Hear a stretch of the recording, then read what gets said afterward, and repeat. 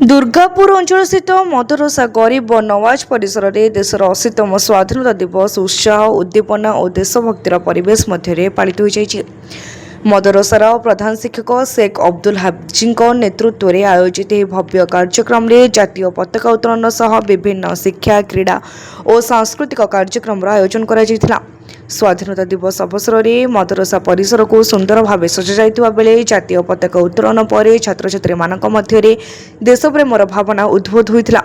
प्रधान शिक्षक शेख अब्दुल हाफिज स्वाधीनता संग्रामी मानक त्याग बलिदान और देश प्रति सेमानकर अवदान को स्मरण करते।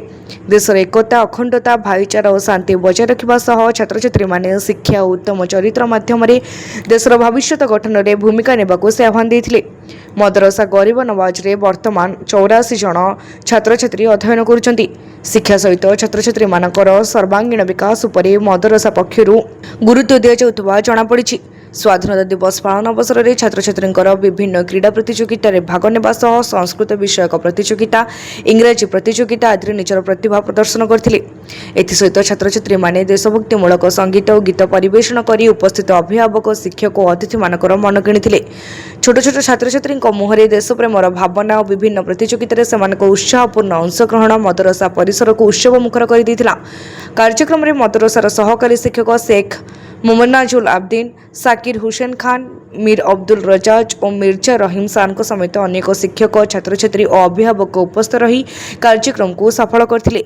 शिक्षक माने छात्र छात्री को स्वाधीनतार महत्व देश प्रति कर्तव्य और जड़े भल नागरिक भाव निजर दायित्व संपर्क में बुझाइथिले। एही अवसर में मदरसार छात्र छात्री मानक देशर स्वाधीनता पई जीवन उत्सर्ग करिथिबा महान स्वाधीनता संग्रामी मानक आदर्श रे अनुप्राणित हेबाकू कुहाଯାଇଥିଲା।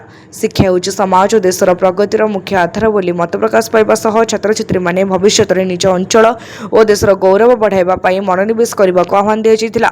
देशर मदरसार समस्त अभिभावक छात्र छात्री शिक्षक उपस्थित अतिथि मानक मध्य मिष्टान बंटन करा।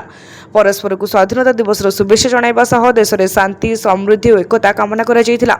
समग्र कार्यक्रम श्रृंखला उत्साह और देशभक्तिर परिवेश सफलतार सह समाप्ति होइतिला। यही बार्तार पिलामाने आज तो लघुचाप भाव पिलामाने सहर परिक्रमण करें ना जेहेतु आम वर्षा अति कम थी आम अल्प बाटर पिला परिक्रमण करके आम अनुष्ठान को आम नहीं आसिलु। और यही 80तम स्वाधीनता दिवस उपलक्षे पिलामानंक विभिन्न उपयोजना रखा कार्यक्रम रखा जेहेतु वर्षा हेबारु आम से कार्यक्रम को मदरसा गरीब नवाज प्रेसिडेंट और जहाँ भी मदरसा डेभलप होती जहाँ भी किसी आम मुरब्बी मैंने अच्छा सार अच्छा जेहेतु आमर कि ना आज आम स्वाधीनता पाइलु। आज आम 80तम स्वाधीनता दिवस पालन करूँ। प्रत्येक वर्ष आम मदरसा अगस्ट 15 धूमधाम पालन करा जाए। दुखर विषय आज वर्षा पाई आम विशेष आमर जिते प्रोग्राम आयोजन करा जाइथिला आज से आम बंचिलु।